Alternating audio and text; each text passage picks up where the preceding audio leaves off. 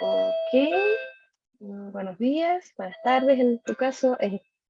Tenemos el gusto de presentar el curso de del doctor Francisco Rodríguez Enríquez, del Cryptography Research Center, del Innovation Institute y de Simvestab. El curso está titulado Funciones Verificables de Retraso. Este curso va a tener 4 sesiones, hoy es la primera, así que le damos la bienvenida y agradecemos a Francisco por aceptar esta invitación. Claro que sí. Muchas gracias. Déjame ponerlo más alto. Y sí, bueno, esta es la primera presentación que tengo para este seminario. Muchas gracias a la doctora Amalia por haberme invitado a este curso, que yo voy a presuponer que los que lo están tomando tienen cierto conocimiento en curvas elípticas, que están familiarizados con campos finitos, qué sé yo. Cualquier cosa que ustedes no hayan visto antes, me lo indican. De hecho, este curso inicialmente iba a estar dirigido más hacia isogenias, hacia una introducción a las isogenias, pero por diversas consideraciones que tuvimos con la doctora Amalia, nos fuimos hacia la parte de funciones verificables de retraso. De hecho, desde ahí empieza el curso, porque estas funciones en inglés se llaman VDFs, como que dice VDF, Verifiable Delay Functions. Y entonces ahí viene la pregunta de cómo traducir eso, porque si es verifiable, es normalmente significa que son verificables, ¿verdad? Pero ¿qué son verificables? Las delay functions. ¿Y cómo traducimos delay function? Como función de retraso. Entonces diríamos funciones de retraso verificables. Yo creo que esa sería la traducción más literal. Y funciones de retraso verificables, ¿no? Esa sería la traducción. Pero también se puede decir como está en el título del seminario, funciones verificables de retraso. Entonces es cuestión de un poco de semántica, de encontrar cuál es el mejor orden para traducirlo al español. Y aunque ustedes no lo crean, eso es algo muy importante cuando uno está estudiando propuestas nuevas criptográficas. Por ejemplo, a mí me tocó, digamos, introducir en México, donde yo he estado trabajando por muchos años, me tocó introducir lo que se llaman emparejamientos bilineales, para aquellos que estén familiarizados con curvas elípticas. Los emparejamientos bilineales se pusieron muy de moda a principios del siglo, en la primera década del siglo. Y me acuerdo que yo los llamé así alegremente emparejamientos bilineales porque en inglés se llaman bilinear pairings. Bilinear pairings. Y entonces yo dije, bueno, pues bilinear, bilineal, porque es la propiedad bilineal, ahí no había ningún problema. Y pairings, pues son emparejamientos. Y como un emparejamiento bilineal toma 2 puntos de una curva elíptica como entrada, pues sonaba adecuado pensar que era un emparejamiento, porque la salida del bilinear pairing es un elemento de un campo finito. Entonces como que los empareja a esa salida del campo finito. Y ya más tarde y cuando ya era más tarde y era muy tarde al mismo tiempo, descubrí que los emparejamientos bilineales, eso yo no lo sabía, realmente los habían propuesto los matemáticos franceses. En particular el gran matemático francés del siglo XX, André Weil, y él le había llamado couplage en francés. Entonces, una traducción, digamos, más fiel, como un idioma que está más cercano al español que es el francés, hubiera sido acoplamientos bilineales, ¿no? Entonces, los franceses dicen acoplamientos y en inglés se dice emparejamientos. Y yo creo que hasta donde he podido ver en la literatura en Latinoamérica se dice emparejamientos. Entonces, pareciera que simplemente queda todo, por ejemplo, en un seminario que se dio en la Universidad de Valparaíso y bla, bla, bla, pero se empieza a esparcir el nombre y luego ya es muy difícil cambiarlo. Ya todo el mundo ya se acostumbra a decir emparejamientos y por ningún motivo va a querer cambiarse a acoplamientos, ¿no? Acoplamientos bilineales, couplage en francés. Entonces aquí lo mismo va a pasar con las funciones de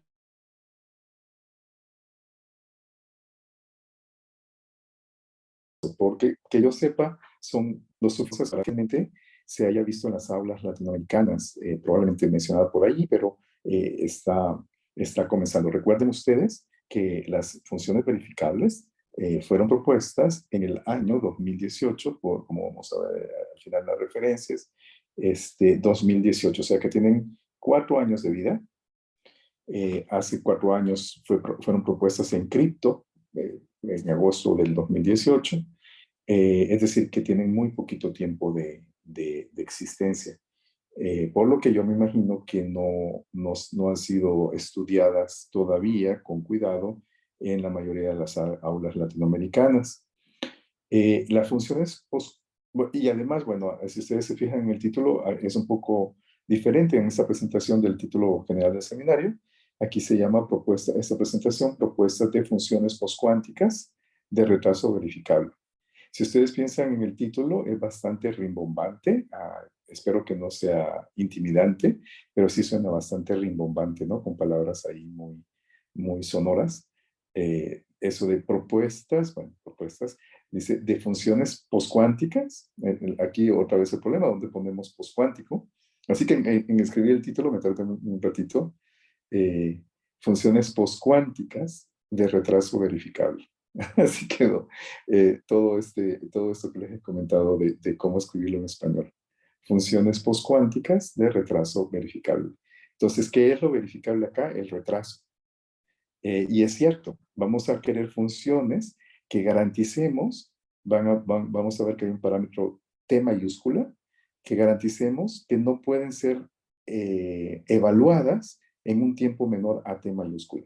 No importa si ustedes tienen todas las computadoras del mundo, todo el paralelismo del mundo, a pesar de ello, la función, tenemos que pensar en problemas matemáticos que tengan una naturaleza secuencial terca, ¿no?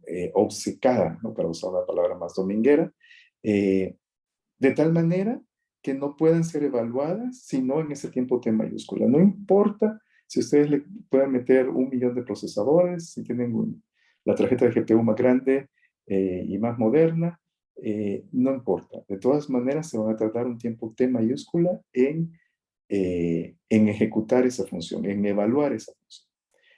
Lo que vamos a hacer es que vamos a dar retos y le vamos a decir al evaluador, a ver, evaluador, por favor, para esta entrada dinos cuál es la salida de la función, y el evaluador va a tener que calcular, hacer la evaluación de esa función y darnos la salida. Después vamos a tener otro personaje que se llama verificador, y el verificador debe de dar fe de que el cálculo que ha entregado el evaluador es correcto, que realmente dio la solución correcta y que no se equivocó o que no hizo trampa.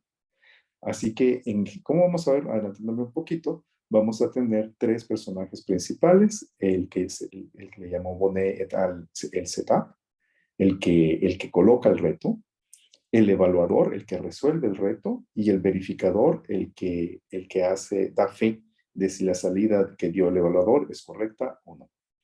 Y por diseño, la función está hecha de tal manera que el evaluador, por más que se devanen los sesos, no va a encontrar ninguna manera de encontrar la salida de la función en un tiempo menor a T mayúscula. Entonces, fíjense que ahí, como el retraso es el que es verificable, entonces yo siento que está regresando un poco a lo que decía al principio, funciones, olvídense un poco de lo postcuántico, eso me voy a referir a eso un poquito después, y ahí es donde entran las isogenias, funciones de retraso verificable, o sea, ¿qué es lo verificable? El retraso.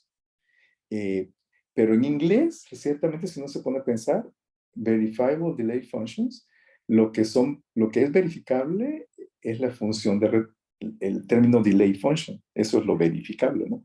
Entonces sería sería así como se colocó en el título del seminario, funciones verificables de retraso. Así que si quieren, eso va a ser el primer gran reto que vamos a tener. Vamos a hacer ahí un evento democrático para pensar, razonar un ratito y buscar cuál de las dos nos gusta más. ¿Funciones verificables de retraso o funciones de retraso verificable? El que es verificable es el retraso, o si el que es verificable, lo que es verificable son las funciones de retraso, que no es lo mismo ni es igual, como dice la canción de nuestro querido Silvio Rodríguez. Bueno, para motivar el estudio de estas funciones, por de pronto déjenme llamarlas funciones de retraso verificables, vamos a comenzar con una motivación. Y una motivación muy grande, ustedes lo saben, en estos momentos, son las criptomonedas. Algo que originalmente lo llamó el profesor David Shom, de la Universidad de California en Santa Bárbara, actualmente, ya casi retirado, lo llamó dinero electrónico, ¿no? Electronic money. Eh, las propuestas de Shom, que se dieron en los años 80, son visionario señor. Justamente ahora me mandaron, creo que ayer o antier, de esas noticias que le mandan a uno por internet, un artículo de una revista, de esas revistas de divulgación, eh, dando las razones por las cuales ellos creían que Satoshi Nakamoto, el creador de Bitcoin, era nada menos y nada más que el profesor de David Shom, que fue el que propuso en primer lugar el dinero electrónico en el mundo de la criptografía en los años 80. Yo personalmente creo que no fue él, pero en el artículo se daban las razones por las cuales podría haber sido él. Y la verdad es que David Shom fue un pionero en el dinero electrónico, pero sus propuestas todas, las de los 80s y 90s, eran centralizadas. Había una entidad llamada Banco, y esa entidad era pues un servidor, era una entidad digital, que en muchas ocasiones era el personaje que recibía dinero y que emitía el dinero. En el caso de las criptomonedas, la palabra clave, como ustedes saben, es distribuido, ¿verdad? No hay una autoridad central, no hay un organismo, no hay una organización, no hay un gobierno, no hay un reino, no hay nada. Es simplemente la comunidad que entre todos hacen funcionar eso que llamamos, por ejemplo, Bitcoin o Ethereum o la moneda que ustedes quieran. Y entonces la naturaleza de las criptomonedas es que son distribuidas. En este artículo del 2008 que se menciona acá, Satoshi Nakamoto, un personaje misterioso que hasta la fecha, en teoría, no sabemos quién es, sigue estando anónimo. Satoshi Nakamoto, a ver, no. Sí, Satoshi Nakamoto, pues ideó las monedas que ahora conocemos como Bitcoin, ¿no? Y sacó este artículo en un foro cyberpunk, por cierto. Y en este foro cyberpunk presentó este artículo, no lo presentó en una de las conferencias formales de criptografía. Y pues nos guste o no nos guste, estemos de acuerdo o no con estas monedas, la verdad es que cambió el mundo para siempre con ese artículo parteaguas. Y ahí el dinero funciona de manera distribuida. Y bueno, habría mucho de qué hablar sobre estas criptomonedas, pero no es el tema de este seminario. Sí sirve para motivar a las funciones de retraso verificable. ¿Por qué? Lo vamos a ver enseguida. Pues porque hay una serie de problemas de investigación que que están abiertos. Por ejemplo, algo que se ha sugerido como un problema interesante de investigación es el idear criptomonedas que sean postcuánticas. Las transacciones en las criptomonedas se hacen con firmas digitales, y estas firmas digitales, abrumadoramente, las miles de monedas que se han ideado desde que surgió Bitcoin, todas las siguientes que siguieron, casi todas usan curvas elípticas, ¿verdad? En particular usan una curva de Kollwitz para hacer la firma digital de todas las transacciones. Eso si llegara a una computadora cuántica, sabemos que ya las curvas elípticas ya no serían seguras, y entonces se ha sugerido como un tema de investigación idear criptomonedas que sean postcuánticas, esto es, utilizar firmas postcuánticas para hacer las transacciones de las criptomonedas. Se dice más fácil de lo que realmente es un poco complicado porque las firmas postcuánticas tienden a ser más grandes tamaño de llave sobre todo, y eso, y muchas veces también el tamaño de la firma, y eso complicaría mucho el diseño de la blockchain. Pero entonces es por eso que es un problema como abierto, ¿no? Hacer criptografía, hacer criptomonedas postcuánticas. Un segundo problema de investigación interesante es hacer transacciones que sean completamente anónimas. El Bitcoin, en contra de lo que muchas personas que no se han puesto a estudiarlos o piensan o intuyen, el Bitcoin no es una moneda, no es un sistema anónimo de dinero electrónico. Se dice que la mejor manera de describirlo sería diciendo que el Bitcoin es un sistema seudónimo, perdón, no anónimo, sino que sinónimo. ¿Por qué sinónimo? Porque los dueños del dinero no dicen su nombre. No. Si yo tengo monedas, no digo que soy Francisco Rodríguez Enríquez, el que, digamos, le está entregando 100 satoshis o que la doctora Amalia me está entregando mis 100 satoshis en calidad de honorarios a mí. Eso no lo decimos, sino que es su wallet contra mi wallet, se comunican haciéndole un picadillo a la llave pública mía, por ejemplo, si ella me va a enviar dinero para hacer esa transacción comercial. Entonces, los nombres de los dueños son picadillos de llaves públicas. De llaves públicas, ¿y cuáles son las llaves públicas en Bitcoin, por ejemplo? Puntos de una curva elíptica. Entonces, a esos puntos de la curva elíptica, la coordenada X, por ejemplo, le sacamos un picadillo. En el Bitcoin se saca el SHA-2 junto con otra función picadillo.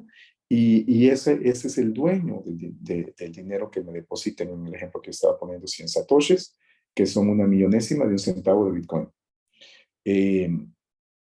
Pero bueno, entonces se considera que son seudónimas y se planteó el problema de hacer una moneda que fuera completamente anónima, en la cual no hubiera ningún indicio de quién está comprando o comprando, vendiendo, quién está transfiriendo dinero, cuándo, a quién o a quiénes y qué cantidad, que fuera totalmente anónimo en todos los sentidos. Y la moneda que idearon un grupo de criptógrafos se llama Zcash. Zcash es una moneda de ese tipo, de tipo anónimo. También hay otra moneda anónima que se llama Monero, que se hizo famosa antes de Zcash incluso. Y bueno, para hacer ese tipo de transacciones completamente anónimas se ocupa lo que aparece aquí como Zk, que son protocolos de conocimiento nulo, Zero Knowledge Protocols.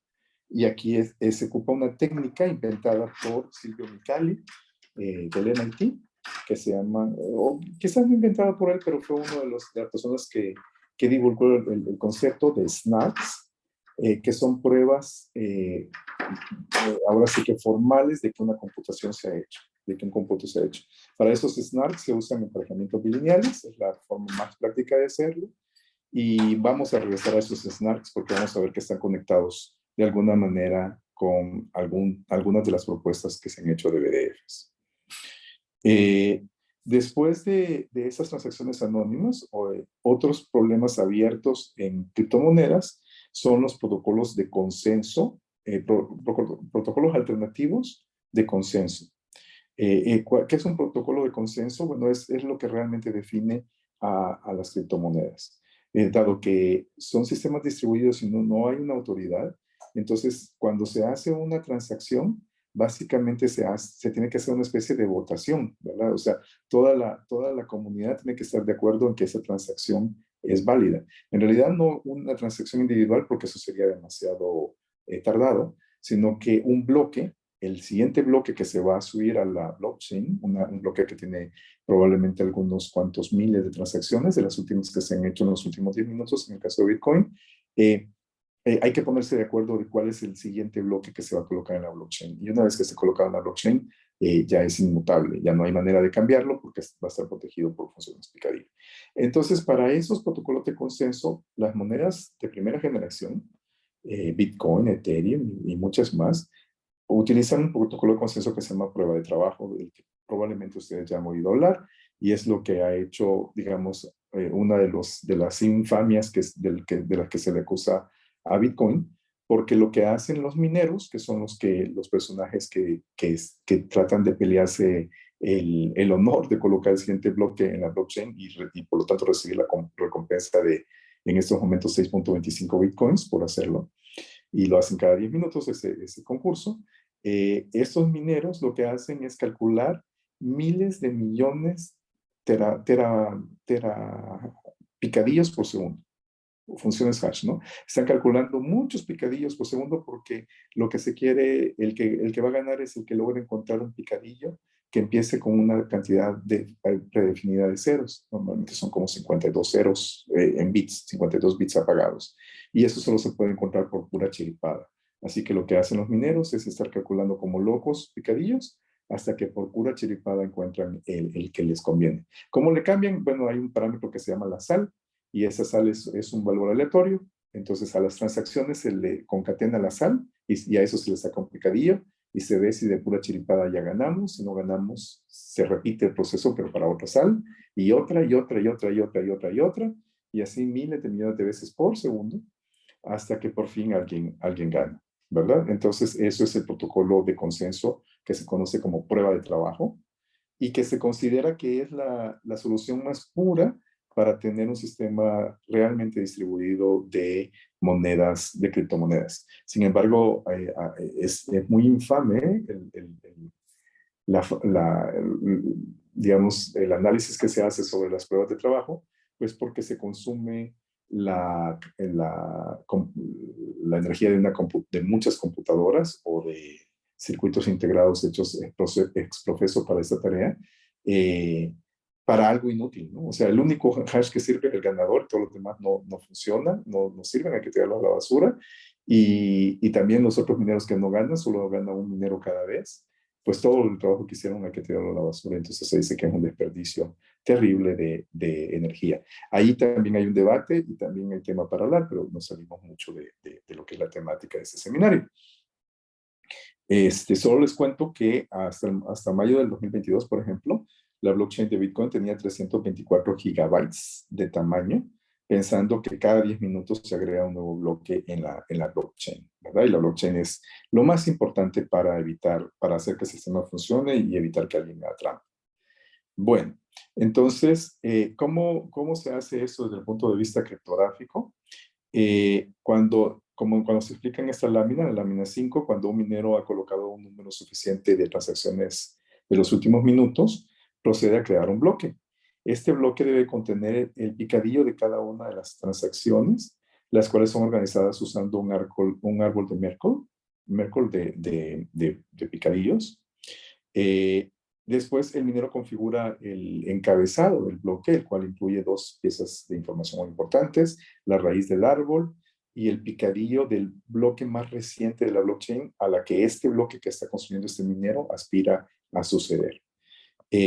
Posteriormente se le agrega este XOR, este nonce, que yo le llamaba la sal, y se espera que de pura chiripada empiece con un montón de ceros, como se dice ahí matemáticamente, que sea menor que una cierta cota mayúscula B, una cota superior. Eso no va a suceder, con abrumadora probabilidad no va a suceder, y entonces lo va a tener que repetir y repetir y repetir varias veces hasta que le funcione. Entonces esa es la prueba de trabajo. Por ejemplo, en mayo del 2022 se va ajustando para que se más o menos garantice que cada 10 minutos haya un ganador. Y en mayo del 2022 había una probabilidad de 1 entre 2 a la 45 de ganar. Es decir, que el picadillo tenía que empezar con 45 ceros. Y la posibilidad de que eso ocurra es 1 entre 2 a la 45. Que si ustedes se fijan, son 32 terapicadillos que habría que hacer un minero para poder ganar. Entonces, de ahí que es un terrible gasto de energía. Y para que ustedes se hagan una idea, todo el conjunto de mineros de Bitcoin se calcula que hacen unos 2 a los 92 picadillos al año. O sea, sí es una cantidad de cómputo terrible que alcanzaría para el consumo eléctrico de países medianos o pequeños como Suecia y Malasia, y quizás no tan lejos de Chile, de lo que consumen ustedes en Chile, pensando que en Chile son 20 millones de habitantes. Creo que esos países, no estoy seguro cuál es la población que ellos tienen, pero no debe ser demasiado diferente de lo que ustedes consumen en Chile. Entonces, debido a ello, se han propuesto alternativas, protocolos de consenso alternativos. Y uno que está muy de moda es el primero que aparece ahí en la lista, que es la prueba de participación, en inglés Proof of Stake, que ahora famosamente acaba de adoptar Ethereum y que ya estaba en otra famosa moneda que se llama Cardano. También está una prueba que se llama, este protocolo me gusta por el nombre, se llama Poeta, pero es propietaria y solo funciona para como blockchains privadas y es una prueba del tiempo que ha ocurrido, un poco relacionado a lo que vamos a hablar, pero la que ya realmente se relaciona más es una moneda que se autopromocionan como verdes, ellos dicen que son ecológicos, anti gastar la energía por gastarla y proponen como prueba, protocolo de consenso, la prueba de espacio y la prueba de tiempo. Y para la prueba de espacio, estas monedas chías, chía es una, yo no sé si la hay en Chile, pero es un como granito, es una fruta mexicana, hasta donde yo sé de los aztecas, pero puedo estar equivocado porque toda Latinoamérica está conectada. Eh, es muy rica, se puede hacer unas limonadas muy ricas si se le ponen, y entonces son unos granitos que andan ahí flotando la limonada de uno, muy ricas. Estos de chía, precisamente el profesor Bonet está metido en el comité científico de esta criptomoneda y para ellos usaron BDFs. Y vamos a ver por qué este protocolo de consenso utiliza BDFs. Básicamente la idea es la siguiente. En vez de que ustedes estén calculando un montón de picadillos por segundo, lo que tienen que hacer en el caso de la chía, si tienen una granja, así le llaman granjas, para cosechar chías. Entonces, si ustedes quieren tener una granja, lo que hacen es que colocan unas tablas gigantescas en su disco duro, pero no están calculando nada, simplemente tienen que bajar esas tablas, que lo que tienen son las soluciones a las BDFs, a muchas BDFs. Entonces, ustedes lo que tienen que demostrar es que están reservando un disco duro para guardar información de la moneda, que le interesa a toda la comunidad que pertenece a la comunidad chía. Si alguien hace trampas y usa su disco duro para una computadora, para su uso personal, pero no para guardar esas tablas de la moneda, entonces lo que ocurre es que periódicamente va a ser interrogado por el sistema y le va a preguntar, a ver, dame la solución a tal BDF. Se supone que como la BDF tiene un tiempo de retraso garantizado, un tiempo mayúscula, T mayúscula, si ustedes se tardan mucho en dar la respuesta, se va a presumir que no han guardado la información, que están utilizando el disco duro para algo diferente que guardar esas tablas y van a quedar descartados. Si ustedes dan la respuesta de manera inmediata, entonces van a decir, no, pues este personaje se está guardando las tablas que nosotros le pedimos que guardara y por lo tanto le creemos y continúa en el juego, digamos, ¿no? Entonces, ha sido criticada también las chías. No crean ustedes que todo el mundo se compra esa idea de que son muy verdes ellos, porque dicen que ahora lo que se va a crear es una escasez mundial de discos duros, que ahora se van a crear discos duros nada más para hacer estas granjas, porque lo que pasó rápidamente es que para poder ser competitivo, como ellos no dicen mineros en el caso de las chías, sino que dicen granjeros, para poder ser competitivo como granjero, pues necesitan tener unos discos duros gigantes, ¿no? ¿no? No estamos hablando de petas, sino de exas en algunos casos, o por lo menos de cientos de petas. Y lo que se dice es que se pasó a otro problema, que el problema de que era antes calcular un montón de picadillos al vuelo, ahora es comprar como loco discos duros que realmente se están usando para algo que no es útil para nadie más en la humanidad, que es guardar unas tablotas gigantes, ¿no? Eso se dice. También que no son muy democráticas, porque el que tenga más para comprar más disco duro, pues tiene más posibilidad de ganar. A lo que contestaron de las chillas bueno, que ellos son ecológicos, más no necesariamente democráticos. Entonces, motivados por esta situación, el profesor Bonet, que como les digo es parte integrante del Comité Científico de las Chías, y sus colaboradores propusieron en el 2018 en Cripto, en la conferencia tan importante que se hace todos los años en Santa Bárbara, las funciones de retraso verificables, BDFs, Verifiable Delay Functions. Y aquí está una definición un poquito más formal de que es una verifiable delay function. Entonces vamos a ir yendo punto por punto. Entonces, el primer punto que está acá es que una función de retraso verificable es una función, ¿verdad? Normal, que tiene un dominio X y un codominio Y, que no puede ser calculada en menos de un retraso prescrito con anterioridad. Ese retraso, recuerden que normalmente le vamos a llamar T mayúscula al retraso que traen las PDFs. Sin importar que la cantidad de cómputo paralelo, es decir, si tienen una computadora o 100 o 1000 o 1.000.000 para hacer esta evaluación. El propósito de pedir este requisito en la BDF era pues evitar lo que está ocurriendo en las granjas que tienen los mineros de Bitcoin, que tienen millones y millones de procesadores calculando terapicadillos por segundo, ¿no? Entonces, para evitar este tipo de situaciones, la idea que tuvieron Bonet y colaboradores fue decir, bueno, ¿por qué no proponemos un problema matemático que no pueda ser paralelizable? Y ya desde ahora les estoy pidiendo que en su cabeza vayan pensando, se vienen las siguientes láminas, algunos ejemplos de problemas que sabemos que son estrictamente secuenciales, pero pues parte de este seminario va a ser tratar de pensar qué ideas se nos ocurren para hacer BDFs. Bueno, en el segundo bullet se dice, en la segunda viñeta, se dice, al mismo tiempo, una vez que una BDF ha sido calculada, debería ser fácilmente verificada por una tercera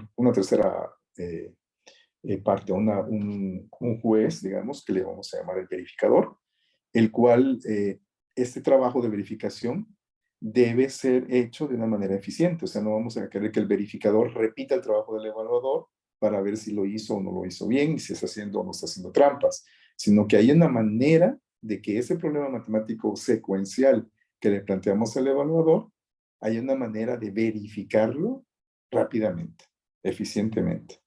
Muchas veces, debido a esta restricción, entonces se pide que haya un testigo, que se dice a veces en matemáticas, aquí se le llama una prueba en inglés, que puede ayudar a que la tarea del verificador sea más sencilla. O sea, que el evaluador en realidad daría dos salidas, no nada más la evaluación de la función verificable, de retraso verificable, sino también una prueba que pueda ayudar a que la verificación de su trabajo sea más fácil. Y bueno, queremos que el verificador pueda ser cualquier hijo de vecina, como se dice en mexicano, es decir, que la verificación pueda ser alcanzable con un número limitado quizás usando cierto paralelismo, pero limitado, no nada exagerado. Idealmente, que fuese de manera secuencial también la verificación, y mucho más eficiente que lo que costó la evaluación. Eso es lo que quisiéramos. Entonces, esa, digamos, es en palabras, un poquito con más de matemáticas, es lo que vemos en esta lámina, un poquito más formal, la definición más formal de lo que son BDFs. Entonces, el primer personaje decíamos que se llama el setup, este señor de acá. Este señor usa dos parámetros de entrada, el parámetro lambda y el parámetro T mayúscula. El parámetro lambda es un parámetro de seguridad que dice, dependiendo del problema, qué tan grande debe ser la seguridad del sistema. Nótese que aquí, por favor, no se vayan a confundir con la seguridad de AES, que queremos que sea de 128 bits, o de una curva elíptica, o de RSA. Aquí estamos hablando de un parámetro de seguridad para que el evaluador no pueda, digamos, romper el problema y hacerlo de una manera trivial. Va a quedar más claro, yo creo, cuando veamos propuestas concretas. Y también un parámetro súper importante para el caso de las BDFs que la define es el tiempo prescrito, T mayúscula, que queremos garantizar que según nuestras cuentas matemáticas nadie puede calcular esa función en un tiempo menor a T mayúscula. Y bueno, eso son lo que le damos de entrada al setup, y el setup lo que va a producir son lo que le llamamos parámetros públicos, o a veces se le conocen como parámetros de dominio, o parámetros de dominio público, Y lo que va a hacer eso es como lanzarle el reto al evaluador. El evaluador es el siguiente personaje que tenemos acá, este evaluador. Eh, y el evaluador, ¿qué es lo que recibe? Recibe los parámetros públicos que generó el setup y además recibe un reto, que es esa X. Esa X la pueden ver como un challenge en inglés, un reto, que básicamente, como ustedes lo pueden pensar como matemáticos que son, es que vamos a agarrar la función f y la vamos a evaluar en x, ¿no? Si la vemos como una función en una sola variable, y lo que tiene que dar de salida el evaluador es la salida y, ¿no? Entonces, esa es la salida y que resulta de evaluar la función que nosotros nos hemos inventado para que sea difícil de calcular, de sacarle, de extraerle paralelismo y obligar al evaluador a que lo haga de manera secuencial. Además, hablábamos nosotros de un testigo que muchas veces, a veces puede ser vacío, no necesariamente tiene que existir, depende de la propuesta de la BDF, pero que en otras BDF sí está presente y se le llama la prueba, ¿no? Entonces, el evaluador devuelve dos salidas, la evaluación de la función y la prueba pi. Muy bien, entonces nos vamos después con el verificador. El verificador, ¿qué es lo que va a tomar como entradas? Pues va a tomar los parámetros públicos producidos por el setup, el reto X, la salida Y, que según el evaluador es la salida correcta de evaluar la función BDF, y posiblemente también el testigo si es que existe para la BDF. Y el verificador, así como sucede para un verificador de firmas digitales, pues es una función booleana, devuelve verdadero o falso. Dice sí, sí hizo bien su trabajo el evaluador, o falso. Ojo, el verificador no checa si se tardó un tiempo T mayúscula o no el evaluador. Se supone que eso está garantizado por diseño. O sea, nadie va a agarrar un cronómetro y decir, a ver, evaluador, vamos a ver si lo haces en menos de T mayúscula segundos o ciclo de reloj o lo que sea su unidad de tiempo, sino que eso se supone que es así, garantizado por las matemáticas. Así que si ustedes, yo entiendo que la audiencia está compuesta por matemáticos, pues imagínense que para usar una traducción que se puede hacer en español, que excitante, ¿no? Es este problema. Pensar en una función que tenga estas características y que te garantice que no se puede evaluar en menos de un tiempo prescrito como T mayúscula. Entonces, esas son las ideas. Dice, el evaluador debería de hacer su trabajo en un tiempo no menor a T mayúscula, sin importar qué tan poderoso sea, qué tanto paralelismo tenga, mientras que el verificador debe hacer su trabajo eficientemente en un tiempo. Para decir eficientemente, usamos teoría de la complejidad computacional, y entonces es lo que se le llama polylog, ¿verdad? O sea, polylog en T mayúscula. Tiene que ser un tiempo proporcional a T mayúscula. En cambio, el evaluador va a hacer su trabajo en un tiempo exponencial con respecto a T mayúscula. Entonces, básicamente eso es lo que tenemos en esta lámina. Nos pasamos a las propiedades que Bonnet, ellos estipularon bastantes propiedades y hablaron incluso de varias clases de BDFs, incluso hay una BDF weak, una BDF débil, digamos, en las definiciones que ellos dieron. Aquí solamente yo les estoy dando unos resúmenes, pero como vamos a ver al final de esta presentación, una tarea para ustedes, para todos nosotros, va a ser leer este artículo, ¿no? El artículo de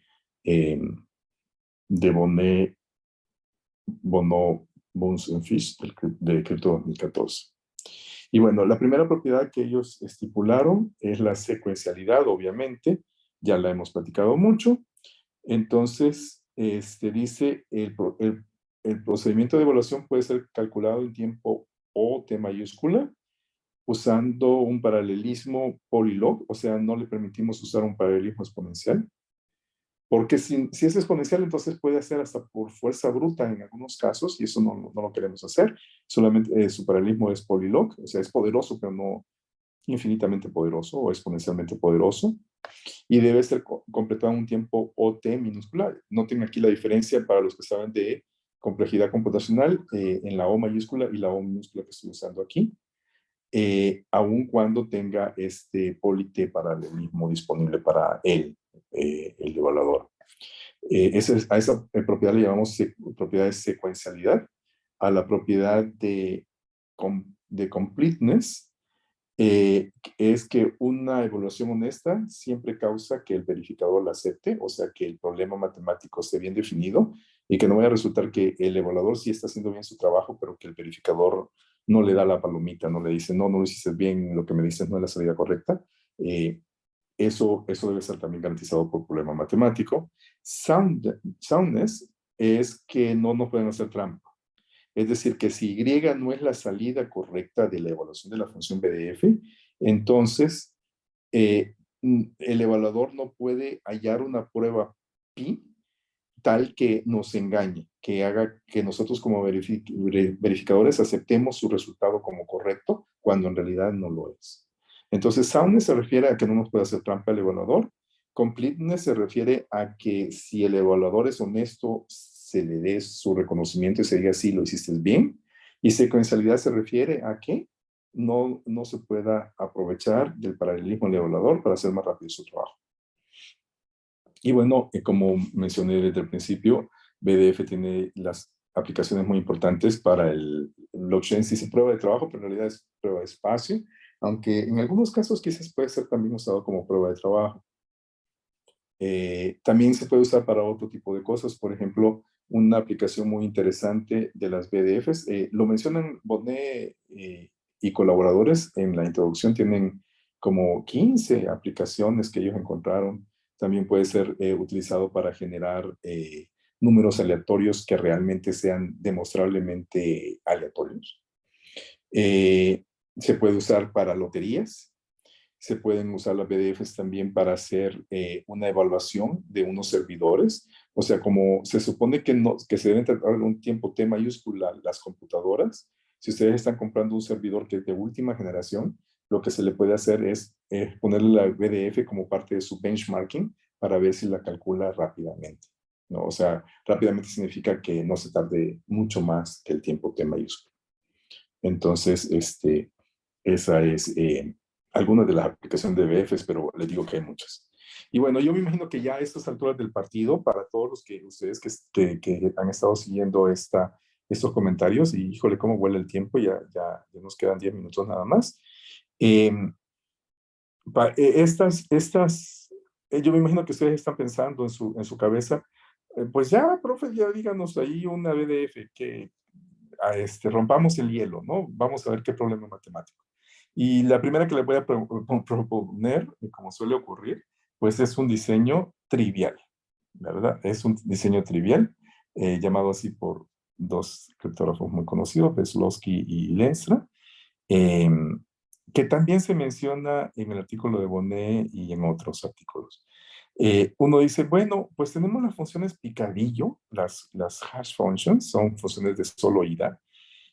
¿No es esa una manera bonita de hacer una BDF? O sea, me dan mi reto X, yo soy el evaluador, y me piden que haga, por ejemplo, 1.000.000 de picadillos. 1.000.000 es un ejemplo, no crean que está escrito en sangre. Entonces lo que nosotros decimos es, a ver, a X, sácale su picadillo, y esa es la primera, y a lo que te dé, le sacas el picadillo, y a lo que te dé, le sacas el picadillo, y a lo que te dé, le sacas el picadillo, y así, T mayúscula veces. Y al final me dices cuál es la salida Y. Entonces, la única manera que conocemos de encontrar esta Y, que está aquí al final, la única manera que conocemos de calcular esa Y es aventándonos todos estos cálculos de estas funciones picadillo. Nadie sabe cómo, dado X, se puede dar uno un brinco hasta Y. ¿Por qué? Porque son funciones de solo ida, ¿no? Estas funciones picadillo. Entonces, esto es altamente secuencial. Es muy difícil que a alguien se le ocurra romper esto. Entonces, va a tener todas las propiedades que queremos, pero va a fallar en una que es muy importante, que es cómo verificar de que sí es el resultado correcto. Y ese es un problema que vamos a tener de manera recurrente en todas las propuestas que vamos a ver acá. ¿Cómo verificar que el evaluador sí hizo su trabajo correctamente? O sea, imagínense que ustedes le dicen, a ver, encuéntrame el picadillo, qué sé yo, de la fecha de ahora, ¿no? Que es, se lo damos como mensaje de entrada, que es el 7 de octubre del 2022. dame el picadillo de este mensaje. Entonces, ¿qué pasa si viene el evaluador y dice, es este garabato que acabo de encontrar?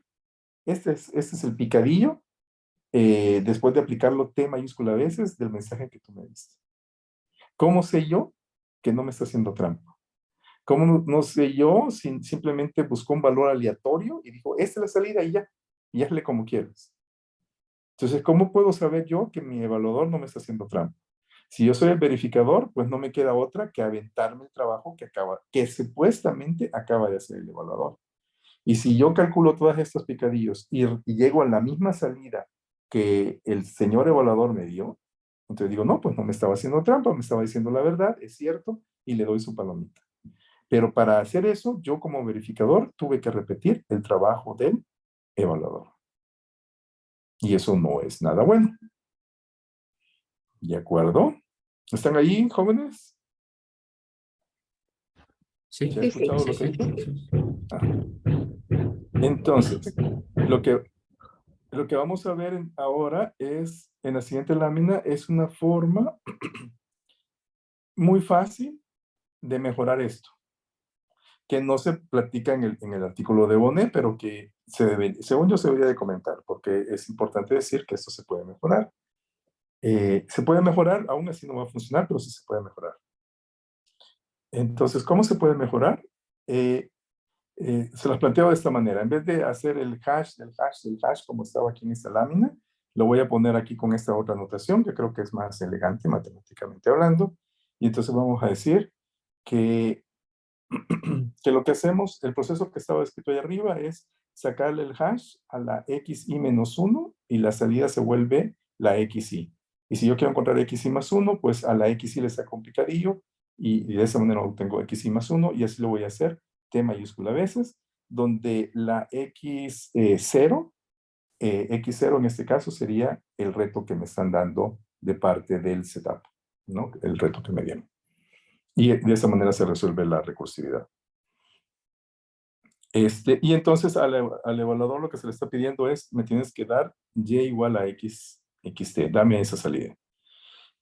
Ahora supónganse que ustedes tienen cierto paralelismo, entonces vamos a suponer que tenemos n núcleos disponibles para hacer el trabajo, y vamos a suponer que n pues es mayor que 1, ¿no? Que tenemos incluso hasta t mayúsculo a núcleos, si fuese posible, si no violamos la definición del tamaño del paralelismo del que disponemos.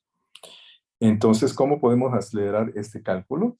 Pues lo que podemos hacer es que le decimos al evaluador, oye evaluador, tú para hacer tu trabajo, para llegar hasta el último picadillo, pues tuviste que calcular todos los picadillos intermedios. Entonces, ¿sabes qué? Me vas a dar no nada más la salida final, sino que me vas a ir dando la salida, qué sé yo, cada vez que hagas 10,000 picadillos, dame la salida. Y si yo te pido hacer 1,000,000, entonces me va a dar la salida del picadillo 10,000, la salida del picadillo 20,000, la del 30,000 y así hasta llegar a 1,000,000. O si no, de 100,000 en 100,000 y me vas a dar entonces 10 salidas. No sé si me estoy explicando lo que estoy diciendo. Entonces lo que hacemos es crear como segmentos. Con esta idea crearíamos segmentos en este cálculo. Le diríamos al primer núcleo, ¿sabes qué? Tu primer núcleo, tú vas a calcular todo, la salida del picadillo 100, o sea, la salida del picadillo 100 es le voy a poner Y100. Y entonces lo que tendría que hacer el primer núcleo es calcular los primeros 100 picadillos. Dada la entrada X, calcular los primeros 100 picadillos y ver si la salida que dice el evaluador que encontró es verdadera. Pero al mismo tiempo, en paralelo, el segundo núcleo puede calcular del segmento que va de la 100 a la 200, porque recuerden que la entrada del picadillo 101 es precisamente esta Y100. Ajá, esa es la entrada con la que iniciamos el segundo segmento. Quiere decir que si yo tengo dos núcleos, el primer núcleo en lo que está revisando, lo que los primeros 100 picadillos sí dan la salida que dice el evaluador que obtuvo, el segundo núcleo puede calcular, hacer lo mismo, pero para el segundo segmento. Y entonces le pediríamos al evaluador, no nada más quiero Y100, sino que dame también Y200. Y si tengo un tercer núcleo, al tercer núcleo le diría, tú vas a calcular el segmento que va de la 201 a la 300. Y si tengo un cuarto núcleo, tú vas a calcular de la Y301 a la Y400. Y así hasta llegar a Y1000, digamos. Supongamos que aquí le pedimos 1000 funciones picadillo. Entonces, yo como verificador, sí voy a tener que calcular todos los 1000 picadillos, pero a diferencia del evaluador, yo lo puedo hacer mi trabajo en paralelo.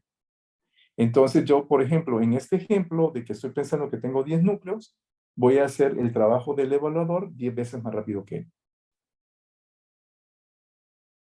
Porque dividí toda ese chorizo, toda esa cadena de picadillos, los dividí en 10 segmentos y a cada segmento le digo a mi procesador, calcúlalos y mira y verifica que la salida intermedia que nos dio el evaluador sí es la salida correcta.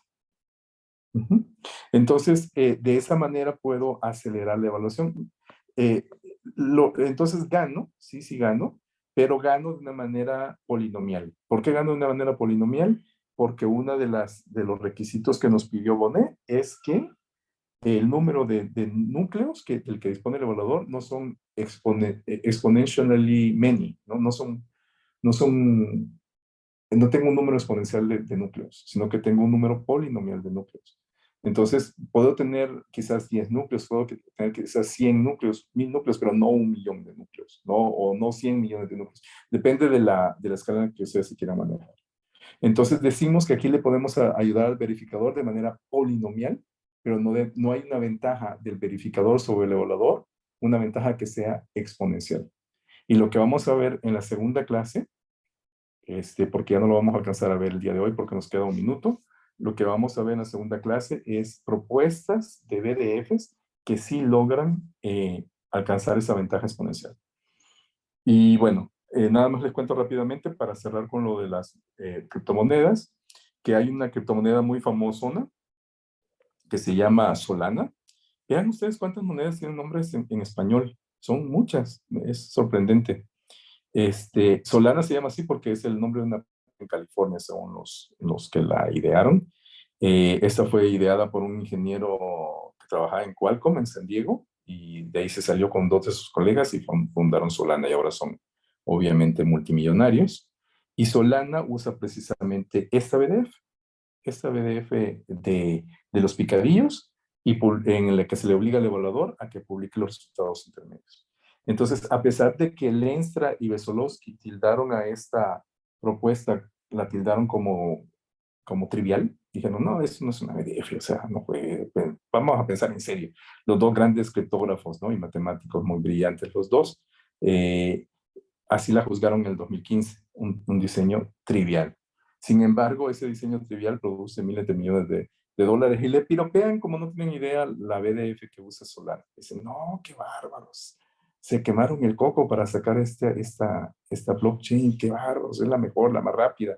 Porque una cosa que se critica de Bitcoin es que es muy lento, ¿no? Saca apenas unas miles de transacciones cada 10 minutos, cuando las tarjetas de crédito sacan 25,000 por segundo, Visa, Mastercard, todas esas. La única criptomoneda que se le acerca en velocidad a una de esas tarjetas de crédito es Solana, que puede sacar decenas de miles de transacciones por segundo. Entonces eso significa que su blockchain es gigantesca porque imagínense cómo crece, pero le puede competir de tú a tú a las tarjetas de crédito, que se supone que son las principales competidoras de las criptomonedas. Muy bien, entonces vamos a detenernos por acá. ¿Tenemos tiempo para una preguntita rápida? Sí, no sé si hay preguntas aprovechándolo. Sí, Alex. Sí, hola, ¿me escuchan? Sí. Hola Francisco, yo tengo una consulta en la parte de lo que hablaste de la segmentación cuando partiste ahí en tu presentación. ¿Calculas las imágenes de esos hats solamente en algunos intervalos, en algunas imágenes, o las calculas en todas? Porque en todas como que es innecesario, ¿no? Sí, sí, gracias por la pregunta, Alex. Sí, tú como evaluador no tienes de otra, Alex. Tienes que irte, si te piden, calcúlame 1.000.000 o sea, te voy a dar esta X y quiero que me encuentres el valor de la imagen después de 1.000.000 de aplicaciones de la función picadillo o SHA-3, por ejemplo. Entonces no tienes otra que calcular la primera salida y de eso encontrar la segunda y de eso encontrar la tercera y de eso la cuarta y así hasta que acabes. Pero te voy a decir a ti, Alex, ¿sabes qué? Yo no quiero que nada más me produzcas el último resultado y que me digas, esto es lo que me dio mi cálculo, sino que en el camino me vas publicando cada vez que yo te diga, ¿no? Y te voy a pedir que me digas cuál es la salida de la aplicación 100.000, de la 200.000, de la 300.000 y así. ¿Me explico? Ah, o sea, tiene que haber entonces alguna especie de recuerdo de los previos, entonces, que se van guardando ahí. Básicamente es como que le dijera, Alex, velo de esa manera, como que le dijeras al evaluador, tú en vez de darme una sola salida, me vas a dar 10. Me vas a dar la de tu paso, la del 100.000, la que encontraste al 100.000, al 200.000 y así hasta que llegues al millón. La buena es la del millón, pero quiero que me des todas las intermedias. Porque así me vas a hacer más fácil mi trabajo de verificación. Eso es lo que hace Solana. Ya entiendo. ¿Y cómo se hace la verificación si volver a hacer todo ese trabajo? Es que lo hacen, sí haces todo ese trabajo, pero lo haces en paralelo. Ya. Porque lo que tienes son 10 núcleos, entonces al primer núcleo le dices, tú me haces el primer segmento, al segundo núcleo le dices, tú me haces el segundo segmento, pero al mismo tiempo. ¿Me explico? Ya entiendo. Entonces lo que le estás ganando es un poco engañarte, pero en la práctica sí vas a ver la diferencia. Si el evaluador se tardó, por decirte algo, 1 minuto en hacer todo el cálculo, tú te vas a tardar 6 segundos, porque es la décima parte de 60 segundos.